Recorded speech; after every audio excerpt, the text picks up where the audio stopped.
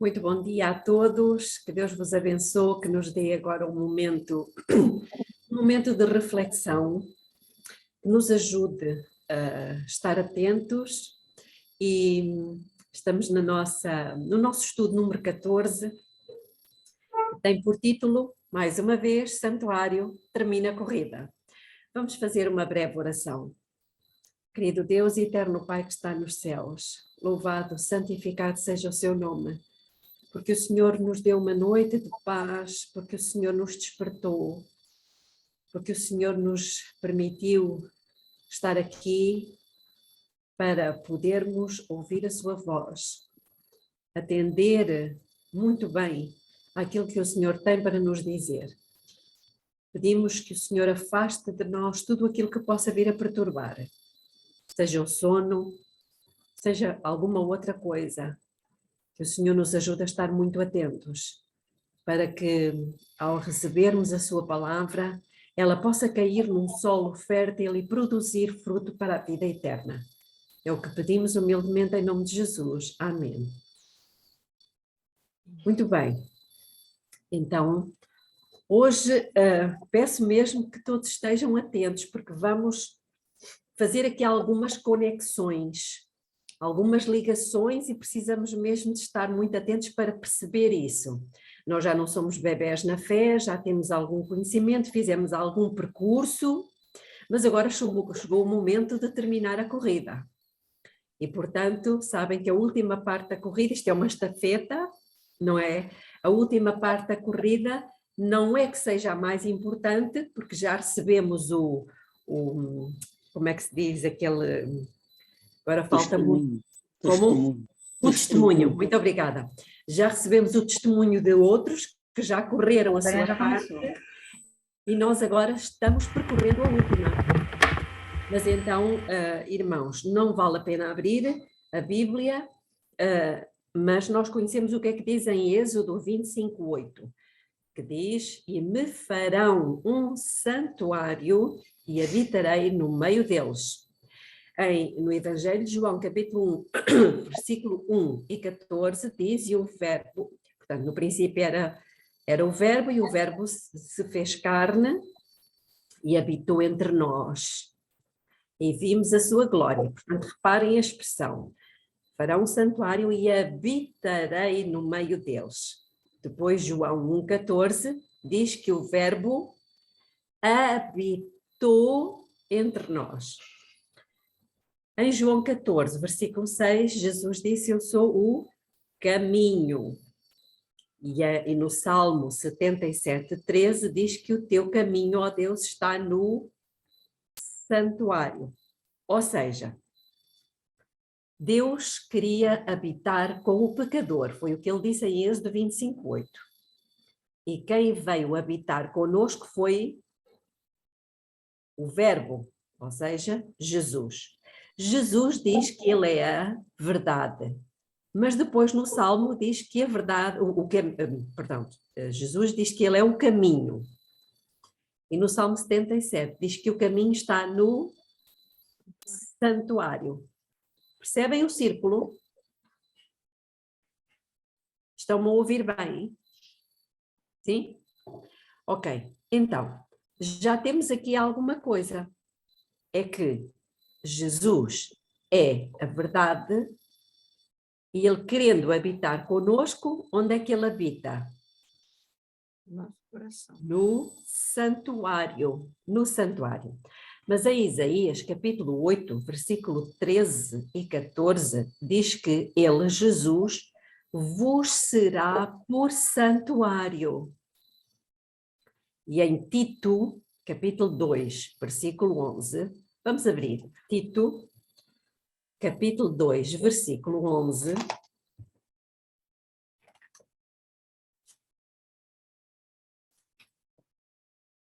A seguir a Timóteo,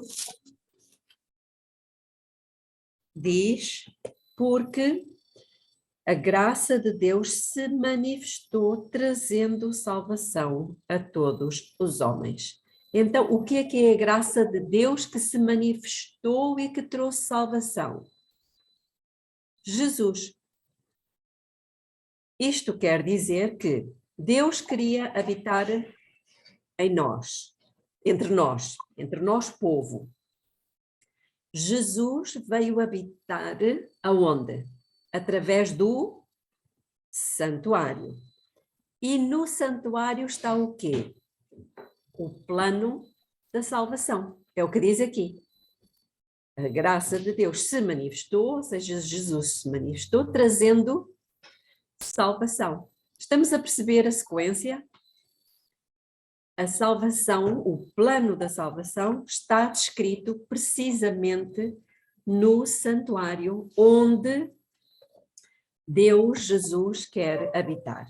E agora, gostava que abrissem, não sei se tem o grande conflito aí convosco, mas eu vou ler aqui no capítulo 28, grande conflito, capítulo 28, já passámos por ele há pouco tempo.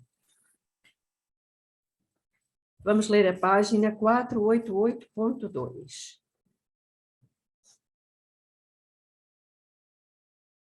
E diz o seguinte, grande conflito, capítulo 28,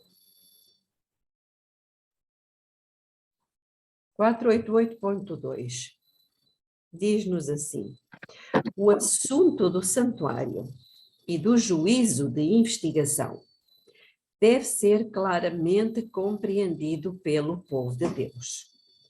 Todos necessitam, reparem o que é que diz, para si mesmos, de conhecimento sobre duas coisas: a posição e a obra do seu grande sumo sacerdote. Aliás, ser-lhes-á impossível exercer a fé que é essencial neste tempo ou ocupar a posição que Deus lhes deseja confiar. Então, irmãos, se não tivermos claramente compreendido a posição e obra do nosso grande sumo sacerdote Jesus, diz aqui que ser-nos-á impossível exercer a fé que é essencial neste tempo.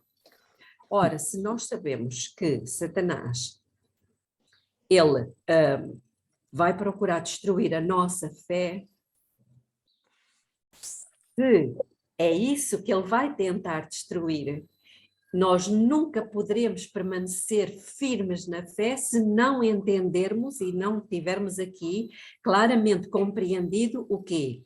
A posição e a obra do nosso grande sumo sacerdote. Isto é podemos dizer muitas vezes, já temos falado sobre isso, que o que importa é estar preparado. Sim, e o que é estar preparado?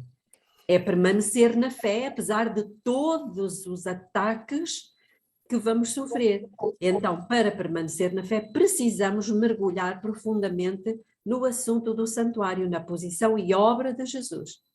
Muito bem, então, relativamente ao santuário, nós sabemos que podemos dizer, Deus dividiu esta questão em duas partes.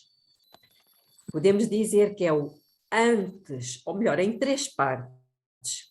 O antes de Cristo, podemos dizer que é o acampamento. Durante Cristo, que é o pátio. E depois de Cristo, que é o tabernáculo. Estão a perceber? Portanto, o acampamento é antes de Cristo. Quando Deus manda fazer um santuário, a parte do pátio corresponde ao período durante Cristo, porque foi o período em que Cristo esteve aqui nesta terra, e depois de Cristo, ou seja, quando ele subiu ao céu e entrou no santuário celestial. Portanto, toda a posição e obra de Jesus depois que subiu ao céu, ela está descrita aonde? No pátio? Não. No lugar santo e no lugar santíssimo, que nós não vemos, mas sabemos o que ele está a fazer, porque Deus deixou escrito aonde? No livro de Êxodo e no livro de Hebreus, e não só, mas particularmente aí, que é o que acontecia no lugar santo e santíssimo. Estamos todos a acompanhar. Eu não tenho aqui nenhum desenho, porque estou de férias, mas os irmãos podem visualizar na vossa mente. Muito bem. A única porta para a salvação, só existe uma, encontra-se em João 10:9, e é Cristo, a porta de entrada para o santuário. Mas como ter a salvação? É a pergunta que nós fazemos. Podemos dizer que até a salvação se divide em 3 partes, 3 portas. A primeira porta que dá acesso ao pátio, a segunda que dá dá acesso ao lugar santo e a terceira porta que dá acesso ao lugar santíssimo. Ou seja, Deus nos salva, podemos dizer assim, em três tempos. A primeira, a justificação, em que Ele nos salva da condenação. Agora já não existe condenação para quem está em Cristo Jesus, que não anda segundo a carne, mas segundo o Espírito. A segunda porta, nesse lugar, nesse tempo, Deus nos salva de quê? Já não da condenação. Nos salva do poder que o pecado exerce sobre nós. Isto passa-se no lugar santo. E no terceiro tempo, ele nos salva da presença do pecado, finalmente, na glorificação, lugar santíssimo. Estamos a compreender. Mas a pergunta era como ter a salvação. Primeiro, o altar dos sacrifícios.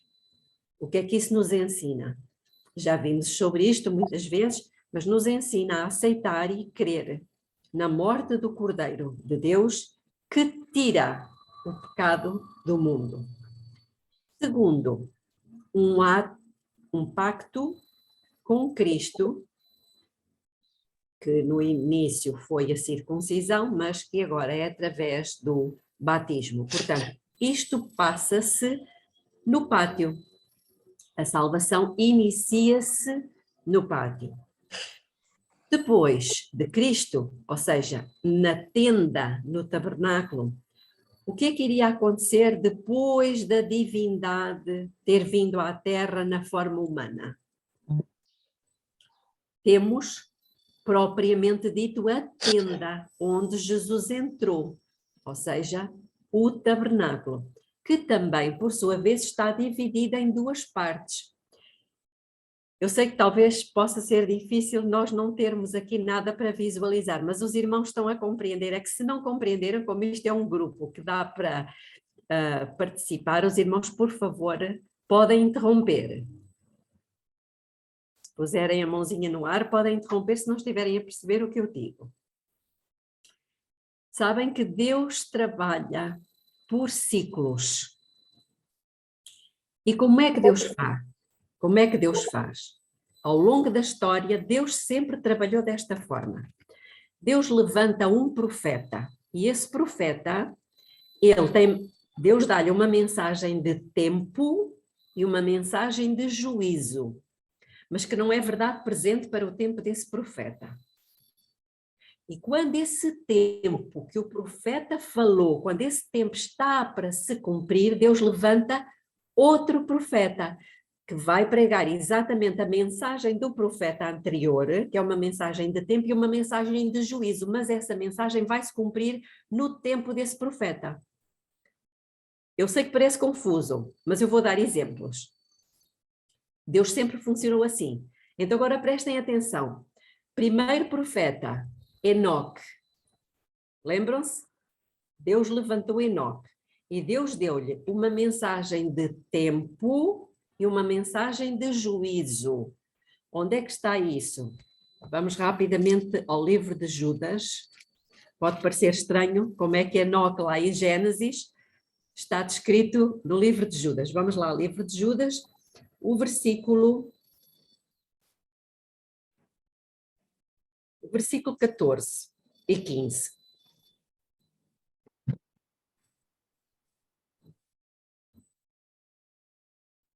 Diz o seguinte: para estes também profetizou Enoque. Então ele era profeta. o sétimo depois de Adão, dizendo: eis que veio o Senhor com os seus milhares de anjos para executar o quê? Juízo. Então, irmãos, Deus levanta o profeta Enoque e dá-lhe uma mensagem de juízo e falta o tempo, e uma mensagem de tempo. Onde é que está contida a mensagem de tempo na vida do profeta Enoque? No nome do seu filho. Lembram-se como é que se chamava o filho de Enoque? Matusalém. Matusalém. E o que é que significa Matusalém? Ele Quando ele chegar, virá. Virá o quê? O juízo. Então, irmãos, temos aqui um profeta com uma mensagem de tempo, não é? Quando o seu filho viesse, viria o tal juízo que ele profetizou, mas que não era verdade presente para o tempo do profeta Enoque. Nós sabemos que Enoque foi elevado ao céu, trasladado ao céu. Mas qual era o juízo que Enoque profetizava? O dilúvio. Então, Deus teria que levantar um outro profeta que profetizava da mesma coisa e que seria verdade presente para o tempo desse profeta. Quem foi que Deus levantou? Noé. Deus levanta Noé e Noé profetiza de quê? De um juízo e de tempo. Quanto tempo ele pregou? 120 anos. E ele pregou de um juízo universal. A terra seria destruída com água. Então temos aqui um par de profetas, Enoque e Noé. Sempre quando vem o juízo, Deus tira um remanescente. Esta parte também é importante. Qual foi o remanescente? Quantos foram o remanescente? 8 pessoas. Muito bem. Então, Deus funciona desta forma. Vamos ver um pouco mais tarde com Abraão. O que é que aconteceu com Abraão? Abraão era profeta? Sim, era profeta. E Deus, nós vamos percorrer isto um pouco rápido, numa outra altura, se quiserem os textos todos eu posso vos dar. Deus deu a Abraão uma profecia de tempo e de juízo. Ele disse que 400 anos e a tua semente vai estar escravizada no Egito. Mas ao fim desse tempo, o que é que eu faço? Eu vou trazer juízo. Não foi o que Deus disse? Lá em Gênesis? Foi. Então Deus deu a Abraão uma profecia de tempo, 400 anos, e um juízo que viria sobre aquela nação que teria escravizado os descendentes de Abraão. Mas essa profecia não iria cumprir-se no tempo de Abraão, quando ela estava para se cumprir, ou seja, quando a libertação dessa escravidão estava para acontecer, quem é que Deus levanta? Um outro profeta, quem foi? Moisés. Então Moisés, ele também como profeta, ele tem a mesma mensagem do Abraão. Ele iria libertar o povo através de juízos e isso levaria algum tempo. E quando isso aconteceu, portanto temos aqui novamente dois profetas, o Abraão e o Moisés, quando isso acontecesse, Deus iria tirar um remanescente, que nesta altura foi um grande remanescente, foi o povo, que depois foi o povo de Israel. Mais à frente temos outro par de profetas, o profeta Jeremias. Ele profetizou de tempo e de juízo. Qual foi o tempo que Jeremias profetizou? Já agora, para ver se estamos todos acordados. 70 anos. 70 anos, muito bem. Portanto, temos aqui uma profecia de tempo. E qual era o juízo? Jerusalém. Deus iria trazer juízo sobre Caída. Babilônia, não é verdade? Deus iria trazer juízo sobre Babilônia. Muito bem. Quando isso aconteceu, já não foi no tempo do profeta, quer dizer, foi no tempo do profeta Jeremias, mas Jeremias não estava nesse lugar, não é verdade? Quem estava? Daniel. Deus levanta o profeta Daniel, que vai pregar exatamente a mesma coisa e que era verdade presente para o tempo de Daniel. Não foi? Muito bem. Então, já temos aqui outro par, Jeremias e Daniel. Acontece sempre assim. Prestem atenção, estamos a aproximar-nos de nós. Agora vamos pegar no profeta Daniel. Daniel é engraçado porque ele tem duas profecias contidas numa só. Já estudámos isso, lembram-se? Então, o que é que Daniel profetizou? Profetizou uma profecia pequenina de 490 anos, não foi? 70 semanas, e profetizou uma profecia grande de 2.300 tardes e manhãs. Então, quando ele profetiza aquela profecia pequenina dos 490 anos, era uma profecia de tempo, já temos aqui 490 anos, 70 semanas, e era uma profecia de juízo. Deus iria trazer juízo sobre quê? Sobre o teu povo e sobre a tua santa cidade. Lembram-se? Nós encontramos isso em Daniel capítulo 9. E o que é que acontece? Quando estava para acontecer cumprir-se essa profecia, Deus levanta um outro profeta, porque Daniel já tinha morrido. Quem foi o profeta?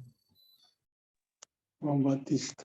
João Batista. Até foram dois. Foi João Batista e depois Jesus, não é? Que também era profeta.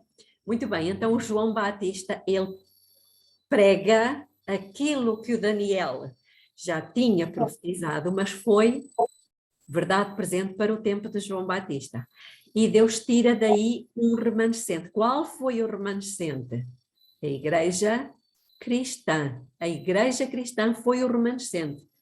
Estão a conseguir me acompanhar ou está confuso? Bom, vamos avançando. A profecia grande das 2.300 tardes e manhãs não é exceção, teve o mesmo processo. Quando se aproximou o tempo do cumprimento das 2.300 tardes e manhãs, e por falar nisso, quando é que isso aconteceu? 1844. Muito bem. Quando se aproximou esse tempo, Deus levanta outro profeta, porque Daniel já tinha morrido. E esse profeta iria pregar exatamente a mesma coisa que Daniel, iria pregar sobre um juízo, e iria ser verdade presente para o tempo desse profeta. Quem foi esse profeta? Foi Guilherme Miller. Como? Guilherme Miller. Sim. E Ellen White depois. Foi Ellen White, não é verdade? Foi Ellen Ellen White. Muito bem. Então, Deus tira um remanescente também a partir daí. E o que é que foi esse remanescente? A igreja adventista. A Igreja Adventista. Muito bem. Só que, nessa época, sabendo Satanás, conhecendo as profecias, ele procura, como sempre faz, não é? Confundir a mente do povo. E precisamente na mesma altura em que Deus levanta essa profetisa, que iria falar sobre o juízo, e seria então o juízo final, nessa mesma época Satanás levanta outros movimentos, levanta inclusivamente alguns deles com profetas também. Então ele levanta os mormons, levanta as testemunhas, conhecidas como testemunhas de Jeová, levanta um outro movimento que é a cientologia, levanta o evolucionismo, levanta o leninismo, marxismo-leninismo, tudo isto para confundir, e alguns deles, como eu disse, com os seus próprios profetas. Como dissemos há pouco, Matusalém, ele tem um significado, o nome, mas Moisés também tem um significado. Sabem o que é que significa? Salvo das águas. Sendo águas, vamos abrir em Isaías 43, 2. Isaías 43, 2.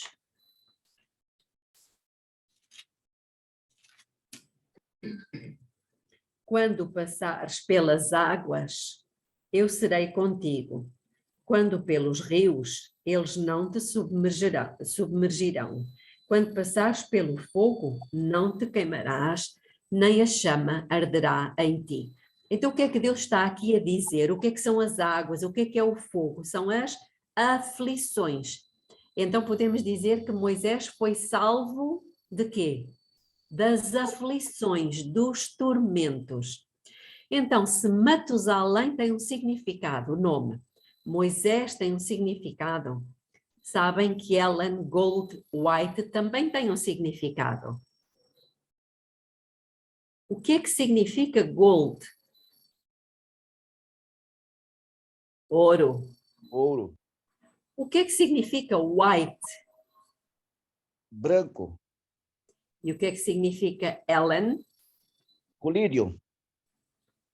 Significa aquilo que é reluzente. Aquilo que dá para iluminar, para ver. É quase um colírio. Então, reluzente, ouro e branco, diz-nos alguma coisa? O quê? Aconselho-te a que de mim compres Ouro refinado pelo fogo. ouro, gold, e vestes white, e compres colírio, Ellen. Então, o próprio nome de Ellen White era um chamado para onde? Para a igreja de Laodiceia. Para a igreja de Laodiceia. Falávamos há pouco de Isaías 43, 2. Muito bem, então, voltando ao santuário, a própria tenda também se divide em duas partes. Ou seja, o que é que são essas duas partes? Lugar santo e lugar santíssimo. O que é o lugar santo? É um período em que estão as 6 igrejas. Éfeso, Esmirna, Pérgamo, Sardes, Tiatira, Filadélfia. O lugar santo, irmãos, prestem atenção a isso, procurem visualizar o lugar santo, é o período que fala das 6 igrejas. E o lugar santíssimo? É o período da 7ª igreja do Apocalipse. Nós sabemos que eram 7 igrejas.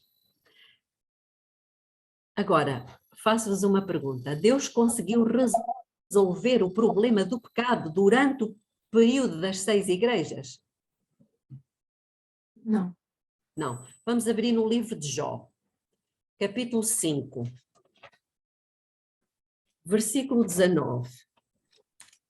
Jó 5, 19. E diz o seguinte: em 6 angústias te livrará, e em 7 o mal não te tocará.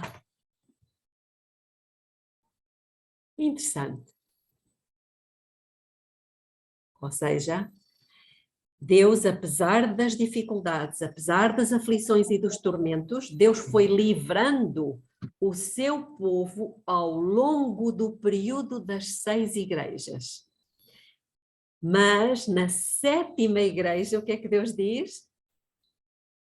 O mal não te tocará. Mal. O pecado não te tocará. Ou seja, Deus, a dada altura, diz: sela o livro até ao tempo do fim. O que é que Deus nos está a dizer? Que esta igreja tem que ser apresentada. E ela vai ter o quê? Vestes brancas, caráter, o mal não tocará.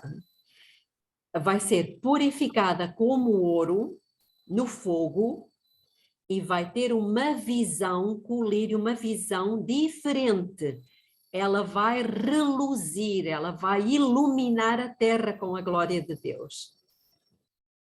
Estamos a perceber?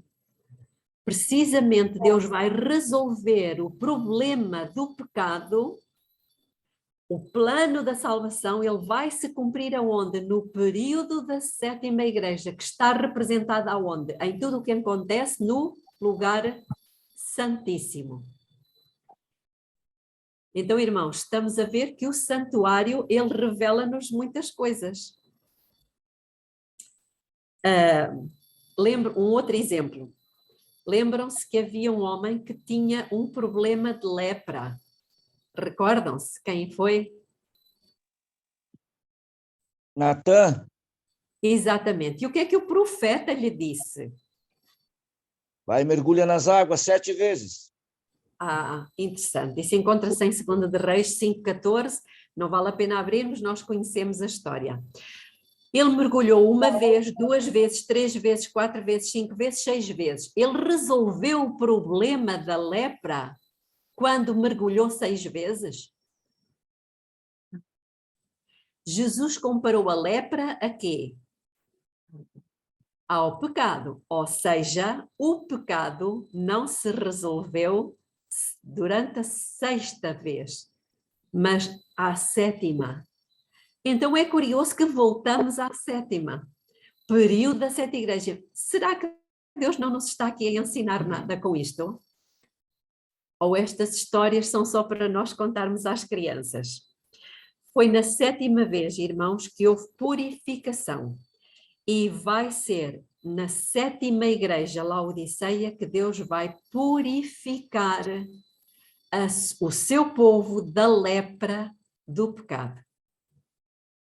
É claro que não vai poder fazê-lo com toda a sua igreja, porque nem toda a sua igreja acredita nisto.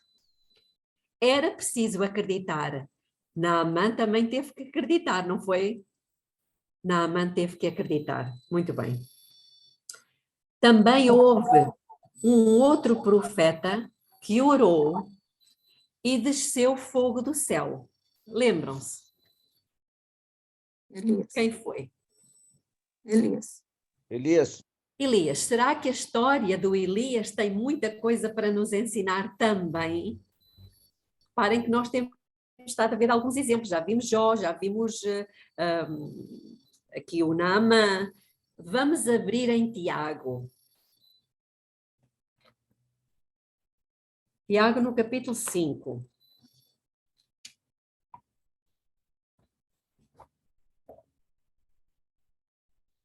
Eu vou ler o versículo 17 e 18. Elias era um homem sujeito às mesmas paixões que nós, e orou com fervor para que não chovesse. E por 3 anos e 6 meses não choveu sobre a terra. Versículo 18. E orou outra vez, e o céu deu chuva, e a terra produziu o seu fruto. Agora, vamos voltar a 1 de Reis. Aliás, não vamos ler 1 de Reis, capítulo 17 e 18. Os irmãos, depois, se quiserem, podem ler. Mas o que é que aconteceu? Nós sabemos que ele orou 6, ou melhor, orou 6 vezes e disse ao seu servo, não foi para ir ver se via alguma coisa. E durante 6 vezes, o servo não viu nada. Quando é que ele viu a nuvem que pré-anunciava a chuva? Na 7ª. Depois da 7ª. 7ª. Ou seja, ele esperou 7 vezes pela chuva. A igreja está à espera de alguma chuva ou não? Herodes. Ela não caiu na primeira igreja, Éfeso, Esmirna, Pérgamo, Sardes, Tiatira, Filadélfia, não caiu durante este período. Ou melhor, a chuva caiu, mas foi a chuva temporã. Mas a serôdia, aquela grande chuva, vai cair no tempo da 7ª igreja, Laodiceia. É uma outra lição que Deus nos quer ensinar. Elias esteve fugido no deserto quanto tempo? Lembram-se? Fugido do rei Acabe. 3 anos e meio, não foi? O que é 3 anos e meio? Não é um tempo, tempos e metade de um tempo? Sim. E o que é um tempo, tempos e metade de um tempo? Não são 1260 dias? Uau! Isto faz-nos pensar alguma coisa? É que a igreja também esteve fugida e no deserto durante 1260 dias. Não é verdade? Vamos abrir as nossas Bíblias em Apocalipse capítulo 12, versículo 6. Porque aqui, irmãos, Elias é um tipo da igreja, não é por acaso. Lá em Malaquias 4:5, Deus diz o quê? Eis que vos envio o profeta Elias, antes que venha o grande e terrível dia do Senhor. Então o que é que diz em Apocalipse 12:6?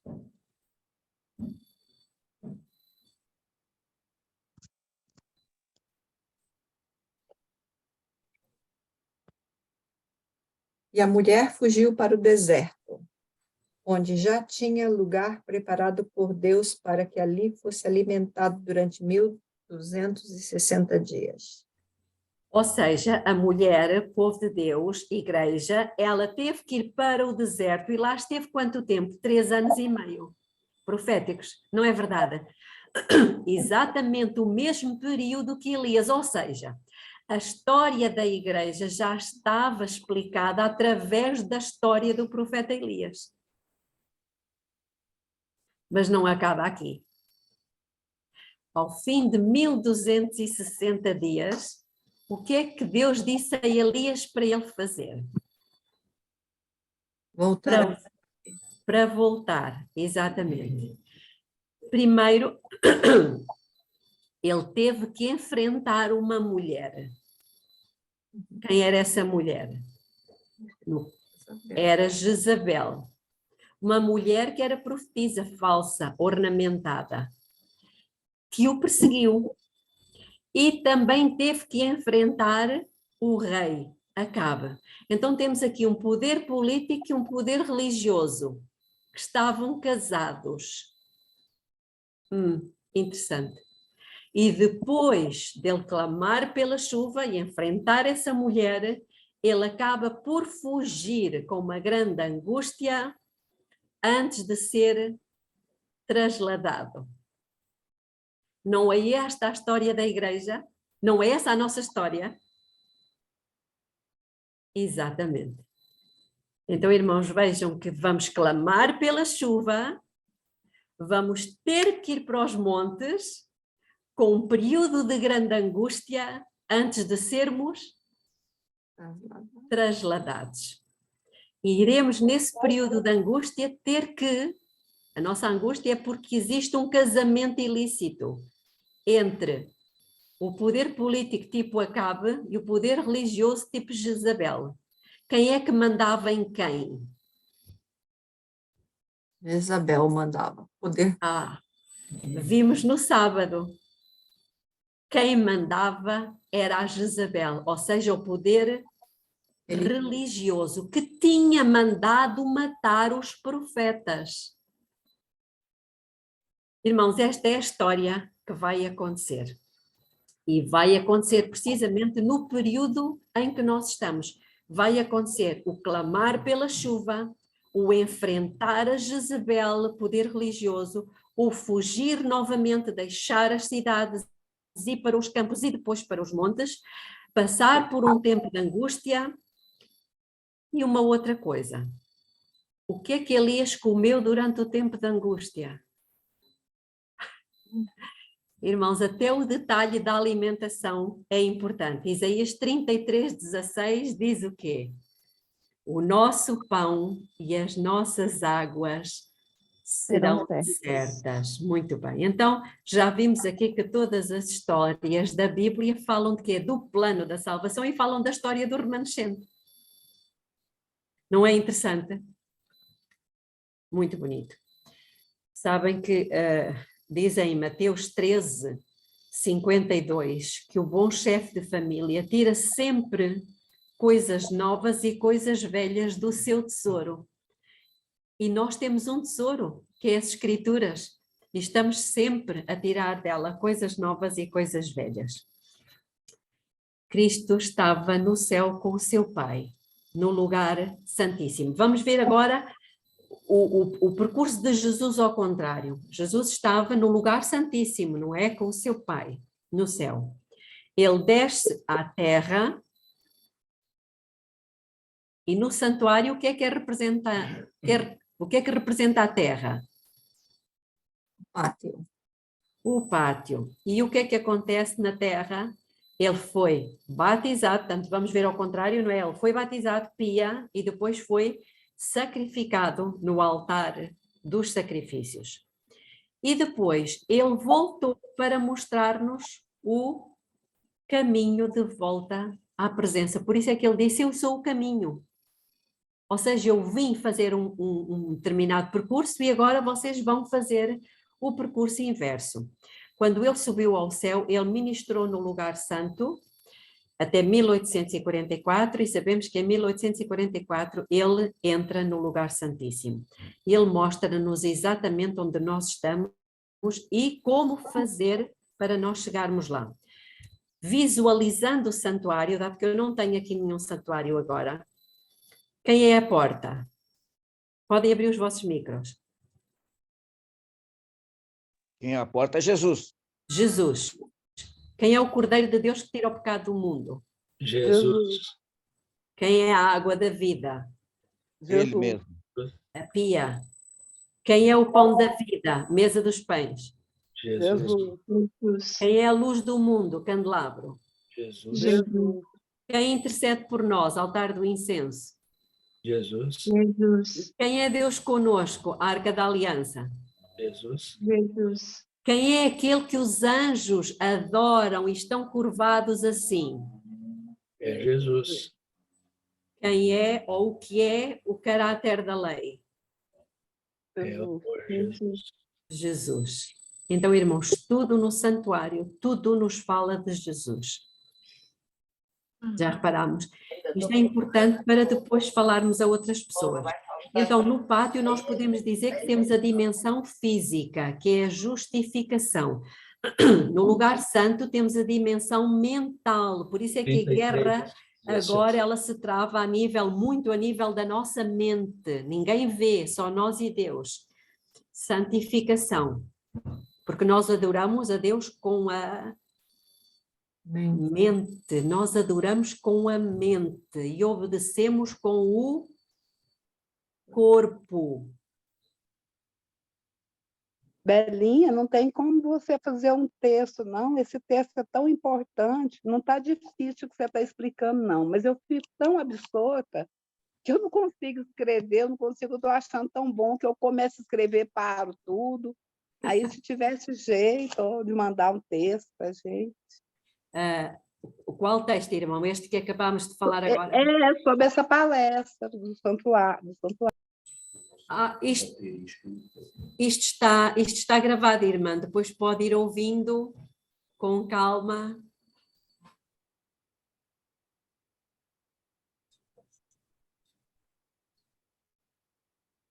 Irmã tem o micro fechado.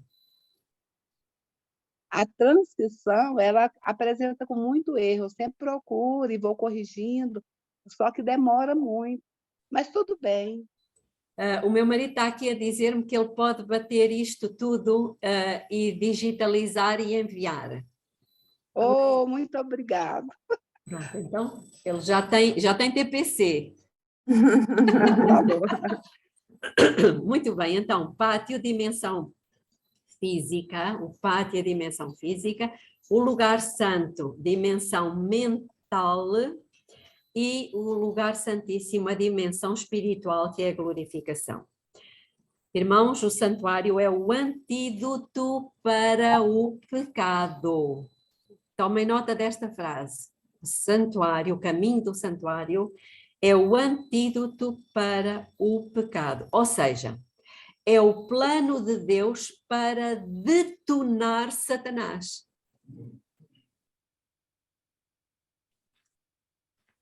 O santuário é o plano de Deus para detonar Satanás. O que é que Jesus disse em Isaías, capítulo 30, versículo 21? Este é o caminho, andem nele. Não foi isso que Deus disse? Este é o caminho, está aqui o caminho no santuário. E como já vimos há pouco, o Salmo 77, versículo 13, diz que o teu caminho, ó Deus, está no santuário. E Deus diz para nós andarmos por ele, sem nos desviarmos nem para a direita, nem para a esquerda. Temos isso em Josué, capítulo 1, versículo 7. Sem nos desviarmos nem para a direita, que são os conservadores, nem para a esquerda, que são os liberais. Sabem onde é que surgiu pela primeira vez esta história de direita, os da direita e os da esquerda? Sabem quando é que surgiu? Eu já uma vez falei isto aqui. Surgiu na Revolução Francesa. Na Assembleia da República, na altura da Revolução Francesa, havia os conservadores e havia os liberais. E então eles disseram, não, os conservadores ficam todos ali à direita, os liberais ficam à esquerda. E a partir daí se desenvolveu esta ideia de que pessoas que são conservadoras são da direita, liberais são da esquerda. É apenas uma curiosidade. Então, os conservadores são os da justiça própria, aqueles que dizem nós temos que pagar penitências, temos que fazer sacrifícios, são os da tribo de Dan, ou seja, os juízes dos seus irmãos, os acusadores, os críticos, os severos. Depois temos o outro lado da esquerda, que são os liberais. E os liberais são, é só amor, só é preciso falar de amor.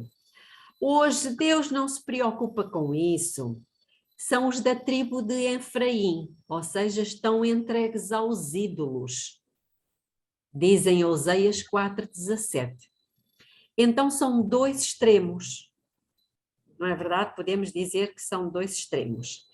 A tentação da esquerda é aquela que vale tudo.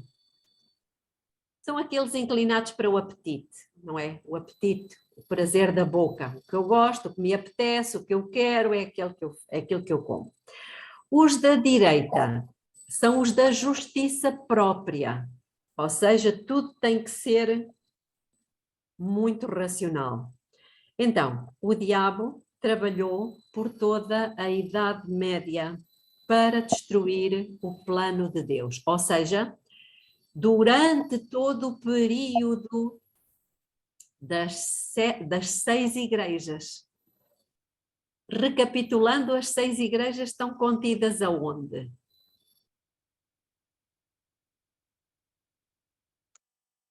No lugar santo, no lugar santo. Mas como é que nós sabemos isto? Porque está em Daniel capítulo 8, versículo 11.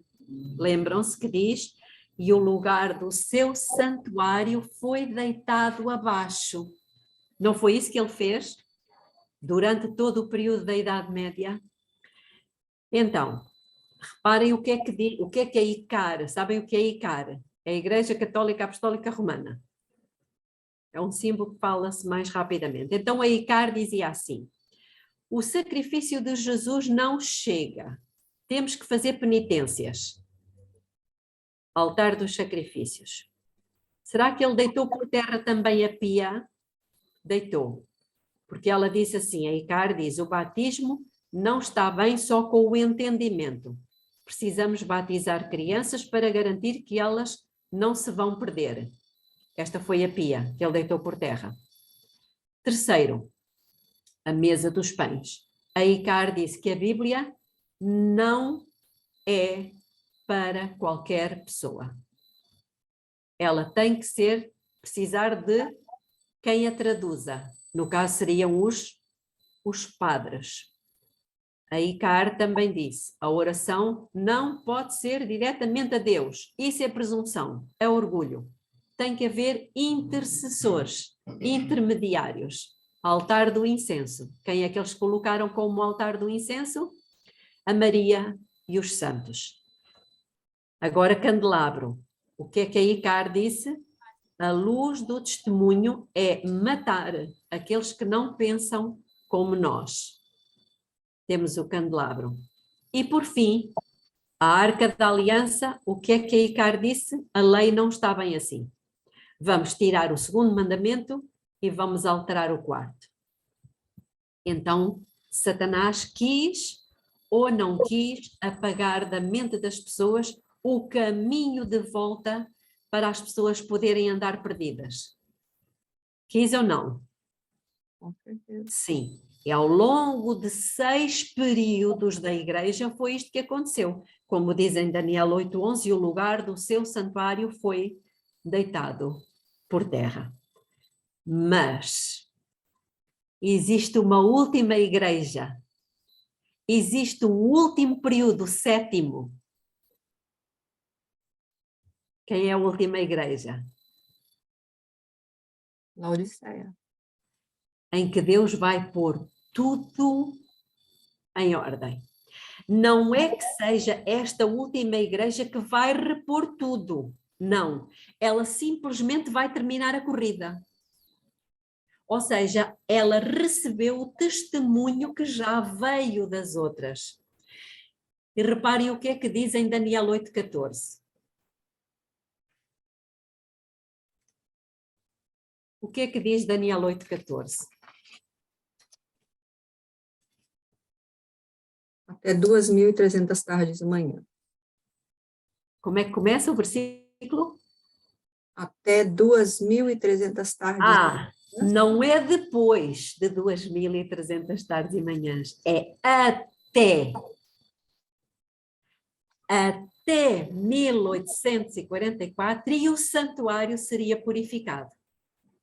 O que quer dizer que Deus já vinha trabalhando para restaurar tudo aquilo que Icaro deitou por terra. E como é que isto aconteceu? Vamos ver aqui, isto é pela história. Vamos ver aqui. Altar dos sacrifícios. Deus restaurou através de Lutero, Martinho Lutero. Ele restaura a mensagem da justificação pela fé. O altar dos sacrifícios não é isso que significa?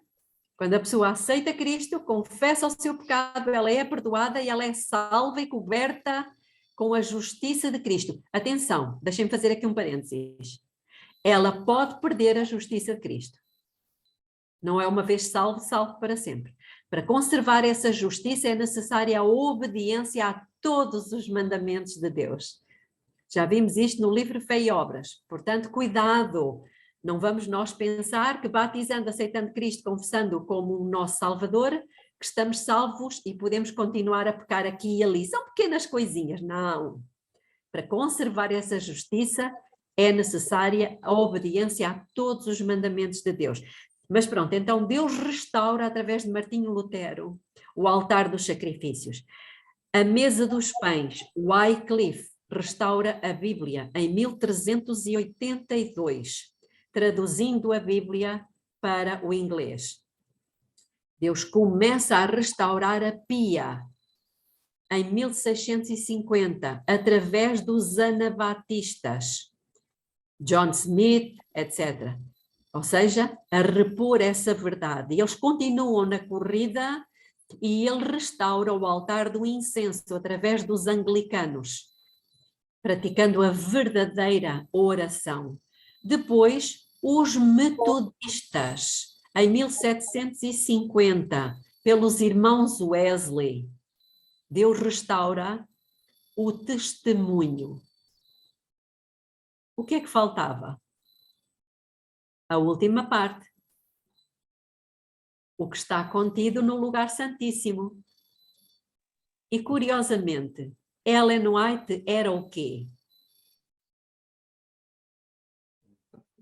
Metodista. Ela era metodista, ou seja, o testemunho, não é, foi passando de Lutero do Wycliffe para Lutero, de Lutero para os anabatistas, de anabatistas para os anglicanos, dos anglicanos para os metodistas. Ou seja, Deus vai restaurando as verdades através destes movimentos e, por fim, é alguém que é metodista e que é expulsa da sua igreja, que Deus vai restaurar o quê? Os móveis, o móvel, perdão, do lugar santíssimo. Isto é muito interessante, irmãos. Existe uma corrida e o apóstolo Paulo fala disso em 1 Coríntios 9. Vamos lá ler. 1 Coríntios capítulo 9, versículo 24 a 27.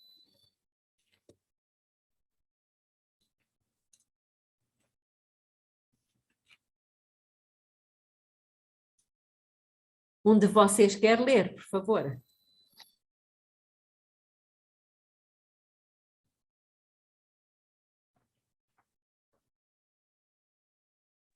Não 1 Coríntios 9.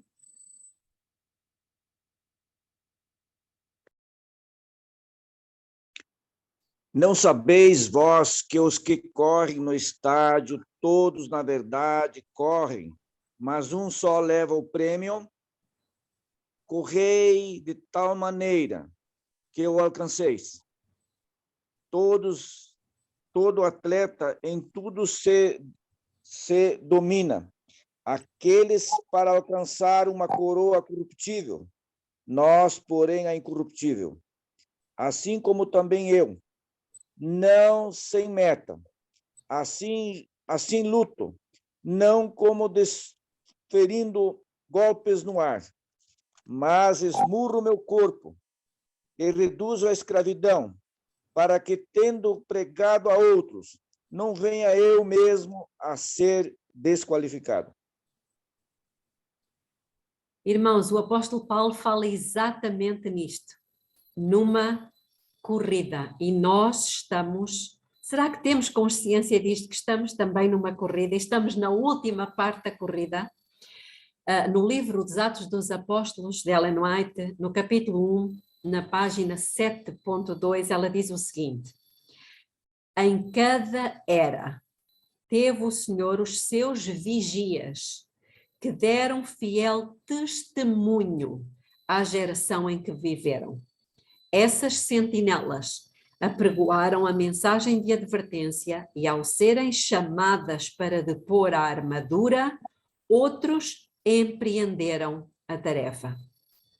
E depois continua. Então, irmãos, nós fomos aqueles que fomos chamados por Deus para percorrer a última parte da corrida.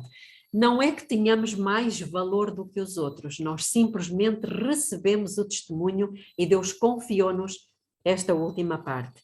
Temos a chave para este plano da salvação em muitas histórias das Escrituras, muitas. E uma delas, ou talvez aqui vou falar de duas, uma delas, os irmãos lembram-se da parábola das 10 dracmas. O que é que Deus nos ensina com isto? Aquela mulher, não é verdade? Símbolo da igreja, recebeu 10 dracmas e o que é que lhe aconteceu? Perdeu uma. Perdeu uma. O que é que o esposo deu à igreja? Não foram 10 mandamentos? Uhum. E não se perdeu um mandamento? A dracma perdida? Por isso diz lá, lembra-te. Lembra-te. O que é que a mulher fez, a mulher igreja, o que é que ela fez para encontrar a dracma, mandamento perdido? Fez duas coisas. Primeiro, pegou a luz. a luz. O que é a luz? A Bíblia. E foi o que a igreja, a sétima igreja, o que ela fez. Não foi o que ela fez, ela pegou nas escrituras, foi buscar luz. E depois o que é que ela fez? Varreu a casa. Ou seja, nós estamos no período de quê? De varrer o lixo. Estas histórias não estão aqui por acaso, irmãos. Existem outras. Por exemplo, lembram-se de quando Jesus, ele foi chamado para curar uma menina que tinha 12 anos. Lembram-se? E quando ele ia a caminho para curar aquela jovem, ele é interrompido no caminho por uma mulher que também há 12 anos tinha o quê?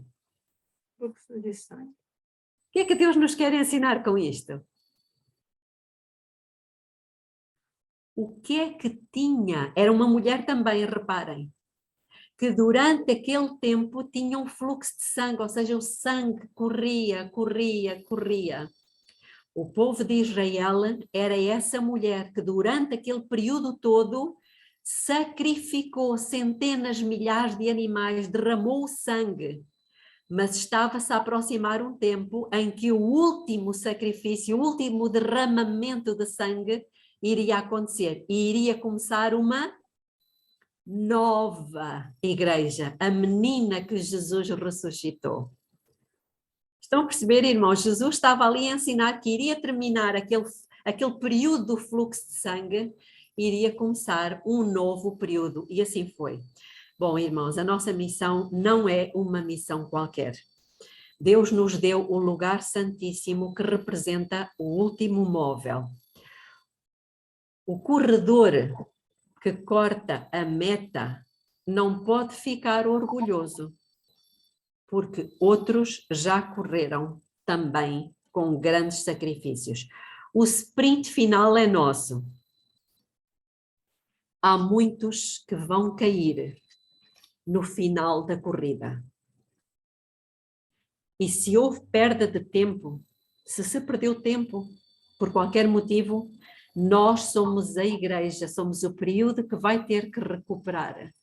E podemos ter a certeza de que se houver dor, se houver grande luta, grande sacrifício, o nosso Pai, Ele vai estar conosco e vai nos ajudar a terminar a corrida. Eu vou fazer uma oração agora e depois eu vou colocar, porque não dá para colocar aqui, quer dizer, eu pelo menos, não sei se a Alice sabe fazer isso, colocar aqui um pequeno vídeo para o grupo. Alice, consegue fazer isso se eu mandar para si?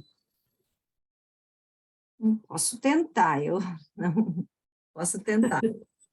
Ok, então vamos orar e eu depois vou tentar enviar isto para si. Tá bom? Ok. Oremos então.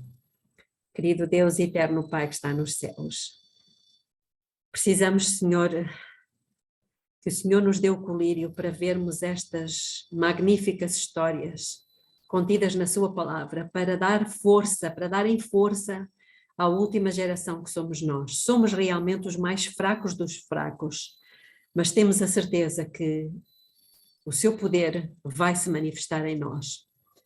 Que o Senhor nos ajude a nenhum de nós desistir, a ficar para trás. Que o Senhor nos conceda o poder do seu Espírito. Precisamos muito deixar que o Senhor faça essa obra em nós. Dê-nos o seu Espírito a todos nós e o mesmo sentimento que havia também em Cristo Jesus. É que nós lhe pedimos humildemente em seu santo nome. Amém.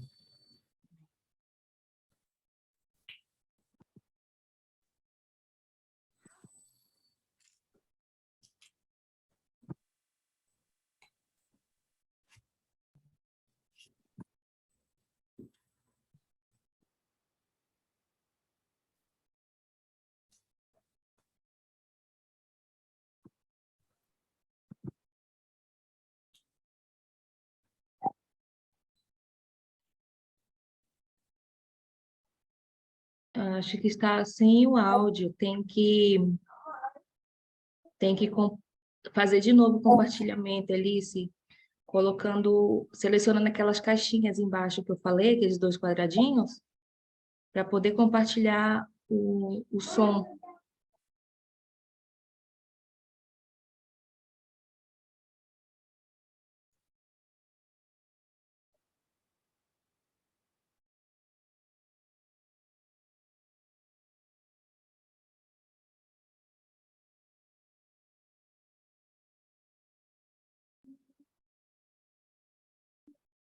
Ela está pedindo para colocá-la como